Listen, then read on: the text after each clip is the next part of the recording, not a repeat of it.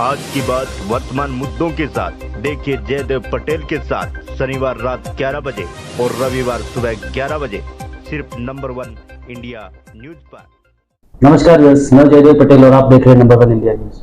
आज की बात वर्तमान मुद्दों के साथ के इस खास कार्यक्रम में आज हम बात करेंगे एक ऐसे आईपीएस की जो बिहार से आते हैं और कहीं न कहीं उनका नाता जो है वो से कहीं घिरा हुआ भी रहता है कई मुद्दों को लेकर के, और खासकर वर्तमान में वो पीसीडब्ल्यूसी के आईजी रेंज है।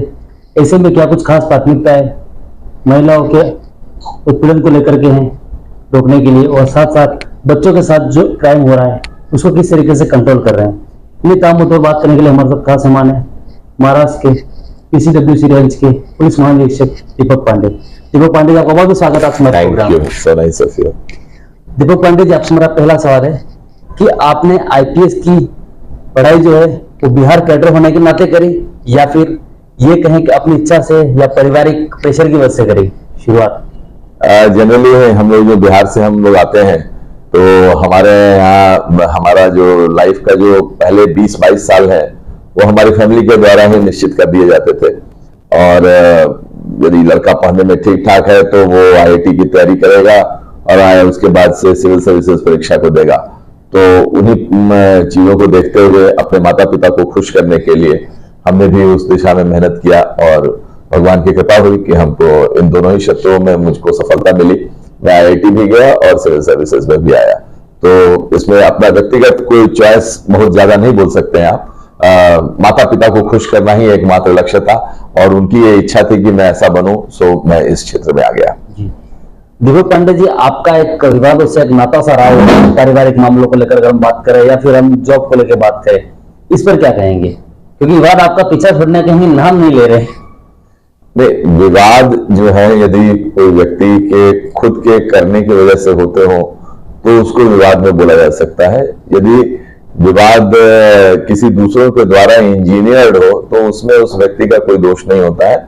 और हमें भगवत गीता में शिक्षा मिली हुई है कि भाई अपना कर्म निरंतर करते चलें, फल की चिंता न करें, और जो भी वस्तु स्थिति आपके सामने आए उसको समभाव से और डिटैच्ड वे में उसको हैंडल करें।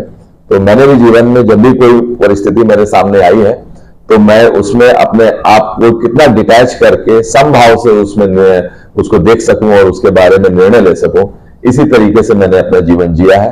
और यदि विवाद कुछ होंगे भी तो वो दूसरे लोगों के लिए है, मेरे लिए तो मेरा जीवन है और उसको प्रामाणिकता से कैसे जिया जाए यही मेरा निरंतर प्रयास रहता है। जी दीपक पांडे जी, आपके पास पीसीडब्ल्यूसी का एक अहम विभाग है जिसमें आप आईजी के रूप में कार्यरत हैं। ऐसे में महिला उत्पीड़न के जो मामले महाराष्ट्र में बढ़ रहे हैं, इसको रोकने के लिए आपकी तरफ से किस प्रकार कदम उठाए जा रहे हैं? सबसे पहली बात यह है कि जो महिलाओं के जो उत्पीड़न का जो आंकड़ा है वो थोड़ा कमोबेश करके जनरली स्टेबल रहता है। पिछले 10-12 साल का यदि हम लोग आंकड़ा उठा करके देख लें और जितने भी सर्वेज हैं तो उसमें करीबन महिलाओं के जो मिसिंग के कंप्लेंट्स हैं वो 40,000 सालाना के पूरे महाराष्ट्र के लिए रहते हैं। यदि बच्चों के मिसिंग के जो कंप्लेंट्स हैं वो करीबन 10,000 के आसपास में वो रहते हैं। थोड़ा कमोबेश ऊपर नीचे होते रहता है। मेन बात यह है कि बच्चों का या महिलाओं का मिसिंग होना ये क्रिमिनल डोमेन में नहीं आता है, क्योंकि किस वजह से बच्चा जा रहा है या किस वजह से महिलाएं अपना घर छोड़ करके जा रही हैं, ये एक सामाजिक मुद्दा है। उसमें यदि कोई बच्चा या महिला ट्रैफिक हो जाता है या उसको उसकी इच्छा के विरुद्ध उसको कहीं लेकर के जाया जाए तो फिर वो पुलिस का डोमेन आता है। और उसमें पुलिस की तरफ से एंटी ह्यूमन ट्रैफिकिंग यूनिट्स हर जगह बनी हुई हैं और उसका राज्य स्तर पर आईजी पीसीडब्ल्यूसी जिस पद पर मैं कार्यरत हूं वो उसका हेड है और उसके माध्यम से हम लोगों ने हर स्तर पर उसकी बहुत छानबीन करने की कोशिश की है।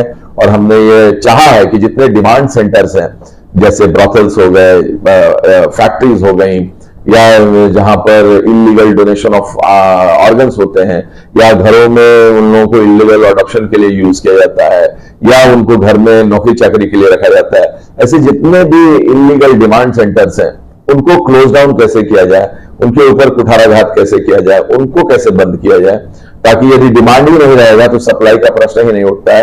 ये जितने भी ट्रैफिकिंग हो रहे हैं बच्चों के, वो सारे के सारे बंद हो जाएंगे। और प्लस जितने गैंग्स इसमें लगे हुए हैं, उन गैंग्स को कैसे तोड़ा जाए, उनको कैसे इससे परावृत्त किया जाए, कैसे उन लोगों को इसमें डिस्करेज किया जाए, यानी इस गैंग्स को के जो सरगना है उनको कैसे उनके ऊपर लगाम कसी जाए, इस दिशा में सारे प्रयत्न शुरू हैं हमारे। बहुत जल्दी ही ग्राउंड लेवल्स पर इसके परिणाम आपको नजर आएंगे। जी दीपक पांडे जी, अगर हम महिलाओं की बात करें तो महाराष्ट्र में महिलाएं सेफ और सुरक्षित महसूस कर सके खुद को, इसके लिए महाराष्ट्र पुलिस किस तरह से कार्य कर रही है?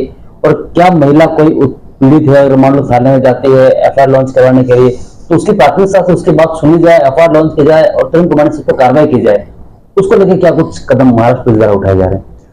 महिलाओं और बच्चों के प्रश्नों को लेकर के हर एक सरकार बहुत संवेदनशील होती है।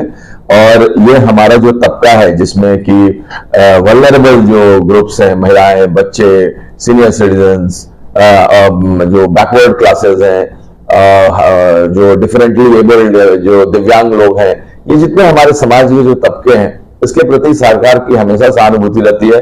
अलग अलग विभाग बने हुए हैं, उन विभागों के द्वारा अलग अलग कार्यक्रम नियोजित और आयोजित किए जाते हैं। उसमें पुलिस की भी एक बहुत बड़ी भूमिका है कि किसी को भी ये ना फील हो कि उनके ऊपर अन्याय हो रहा है या उनके साथ न्याय नहीं हो रहा है। महिलाओं और महाराष्ट्र सरकार का तो इसमें विशेष योगदान रहा हुआ है और महाराष्ट्र पुलिस इस मामले में सबसे अच्छी मानी जाती है। मुंबई पुलिस के तो जो कारनामे हैं या जो उनकी कार्रवाई है, ये तो बहुत पहले से बहुत चर्चित है और मुंबई को one of the safest cities in the world में जाना जाता है। उसका सबसे बड़ा परिणाम यह है कि अपराध तो अपराधियों के मानसिक स्तर की वजह से होते रहेंगे, लेकिन उनको पुलिस कितने जोर से उसके ऊपर अंकुश लगाती है और उनको कितना प्रॉम्प्टली डील करती है और कितनी संवेदना से इन सब चीजों को हैंडल करती है, उसके ऊपर ये आधारित है। महाराष्ट्र पुलिस की तरफ से अलग अलग समयों पर प्रशिक्षण आयोजित किया जाता है और उनको इस मामले में सेंसिटाइज किया जाता है।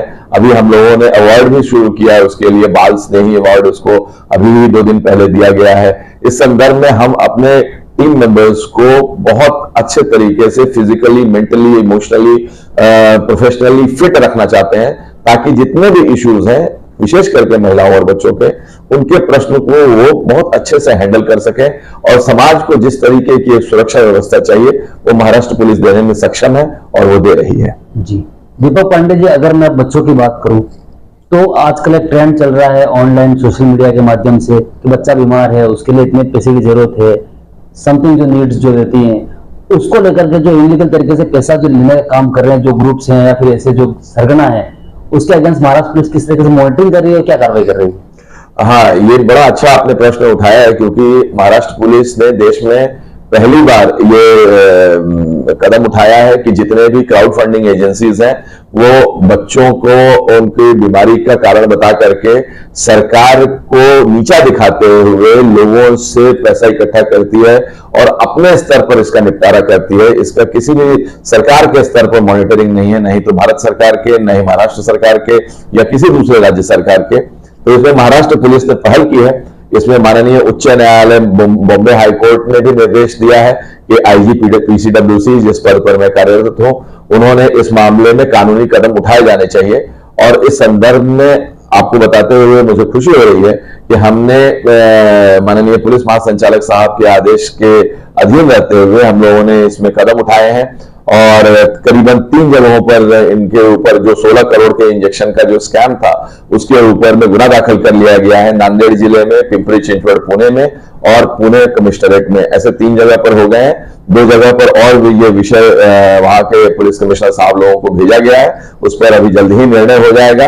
और राज्य के जो यंत्रणा है, जो राज्य महिला व बाल विकास जो आयुक्तालय है वो विभाग और भारत सरकार के जो women and child development department है, plus national commission for protection of child rights, इन सारे लोगों को इस बात के मतलब हमने इत्तला कर दी है कि ऐसा एक बहुत बड़ा रैकेट चल रहा है देश में और इससे करीबन बहुत बड़े स्तर पर इसके गबन होने की पैसों, लोगों के जो पैसे हैं उनके गबन होने के चांसेस हैं।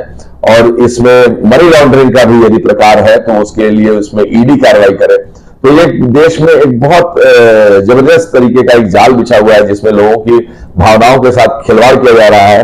और लोगों की भावनाओं का व्यापारीकरण हो रहा है, कमर्शलाइजेशन ऑफ ह्यूमन इमोशंस, क्योंकि बच्चों को देख करके हर एक का दिल पसीज जाता है। और इस तरीके से ये जो कंपनियां हैं इन सब चीजों का फायदा उठाते हुए लोगों की भावनाओं के साथ खिलवाड़ करके उनके जेब में हाथ डाल करके पैसे निकाल रही है।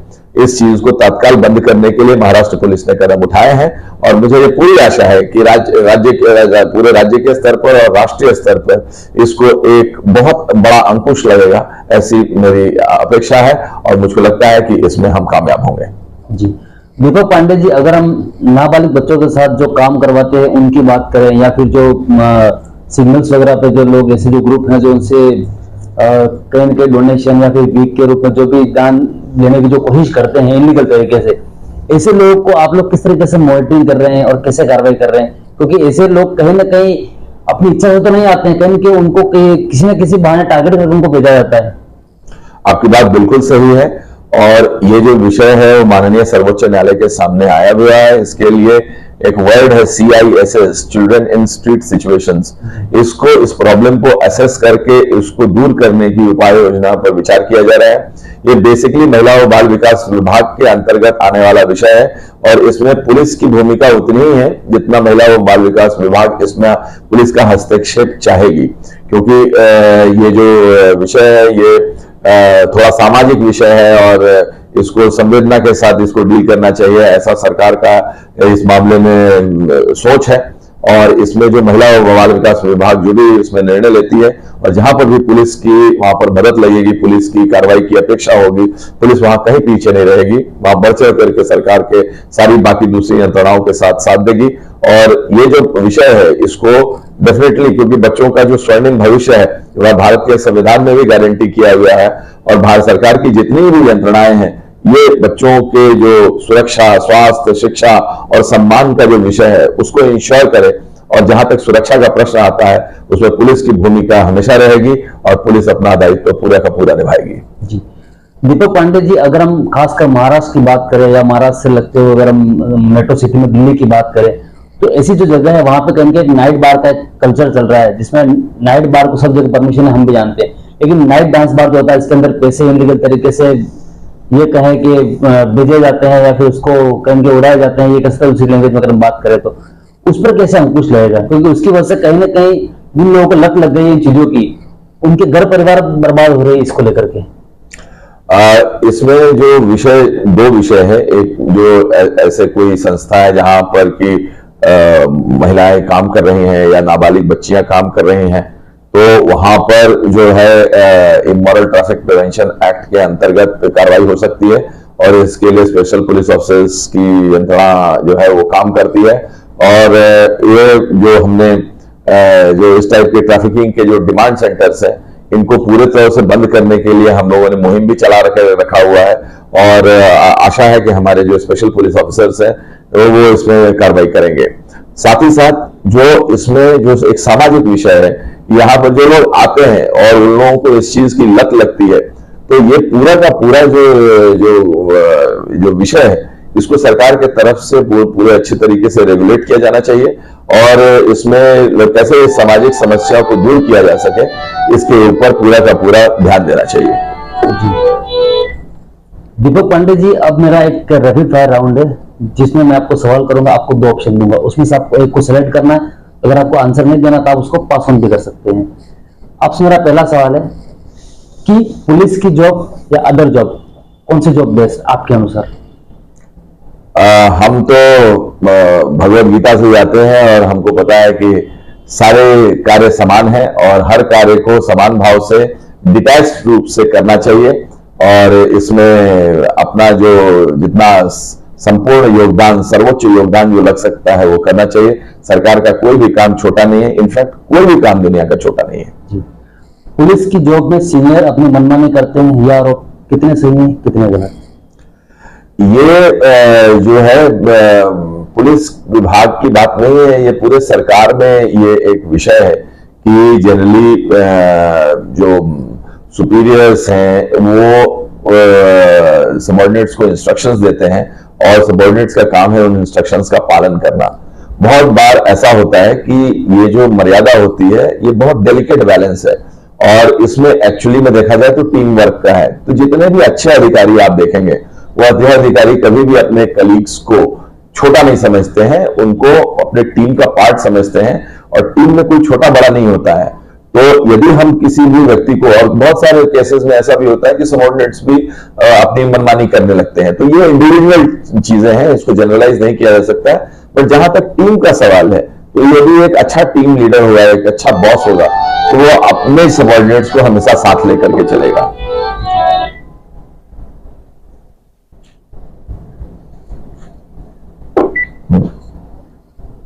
दीपक पांडे जी, अपराधी बेखौफ होकर क्राइम करते हैं, ये पुलिस की गलती या अपराधी पुलिस से 2 कदम आगे हैं?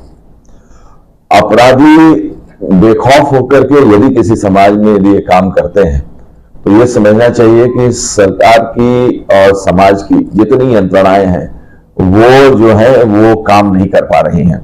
और ये फेलियर ऑफ पुलिस नहीं कहा जाएगा, इसको फेलियर ऑफ स्टेट बोला जाएगा। और इसमें जितनी भी सरकार की यंत्रणाएं हैं, खास करके जो पॉलिटिकल एग्जीक्यूटिव है, पॉलिटिकल पार्टीज है, ब्यूरोक्रेसी है, पुलिस है, जितने भी समाज के जितने भी अंग हैं, वहां पर एक इंस्टीट्यूशनलाइजेशन या इंस्टीट्यूशनलिज्म नहीं हुआ है। वहां पर जो संस्थाएं हैं वो परिपक्व नहीं हुई हैं, और जो एक समाज के जो विकास के लिए जो एक, क्योंकि कभी भी हमेशा जान लीजिए, कभी भी एक यंत्रणा की वजह से न कोई स्टेट आगे बढ़ा है न पीछे हुआ है। आप पूरी यंत्रणा के साथ आगे बढ़ते हैं या पूरी यंत्रणा के साथ पीछे जाते हैं। यदि आज अमेरिका सर्वोच्च स्तर पर है, तो सिर्फ वहां की कोई एक यंत्रणा नहीं काम कर रही है, वहां की सारी यंत्रणाएं एक साथ काम करती हैं। यदि महाराष्ट्र आज बिहार से बहुत आगे है, तो ऐसा नहीं है कि महाराष्ट्र में कोई एक चीज अच्छी है।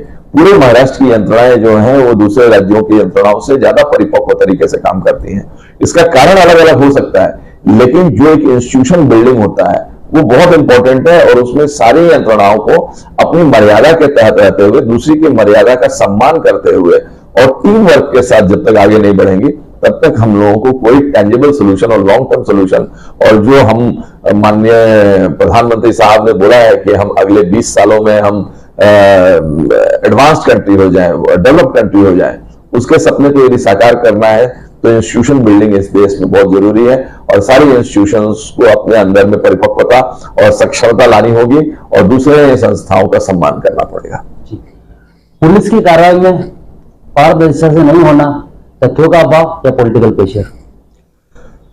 पुलिस की जितनी भी कार्रवाई है उसमें यदि कहीं कोई कमी रहती है, तो उसका मैं ये मानता हूं कि वो पुलिस जो है वो कहीं पर प्रोफेशनलिज्म में कम पड़ रही है।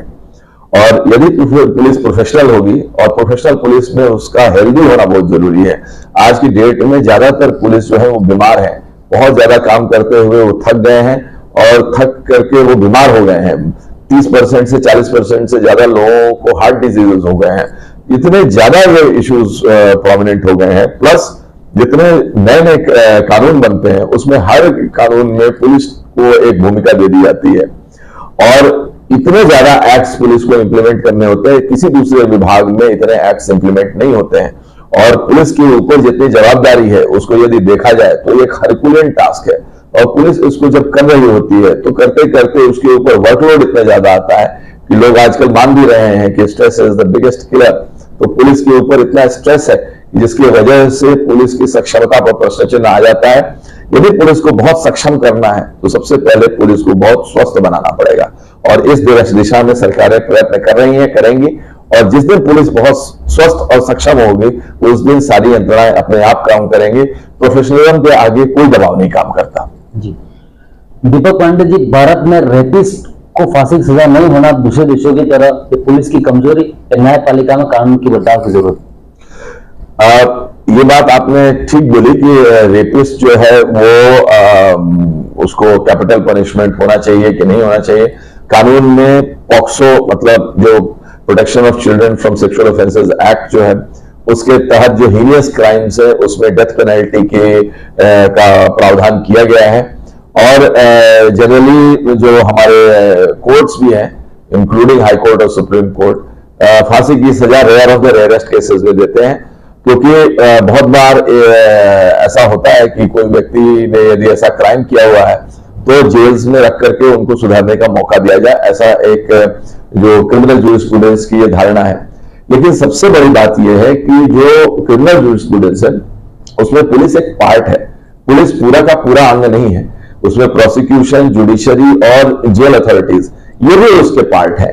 और ये जो प्रोसिक्यूशन है उसमें भी बहुत सारे सुधार की आवश्यकता है। जुडिशरी के पास पेंडेंसी का लेवल बहुत ज्यादा है, उसको भी बहुत अच्छे तरीके से हम लोगों को रीलुक करने की जरूरत है। जेल प्रशासन जो है उसमें बहुत ज्यादा सुधार की आवश्यकता है।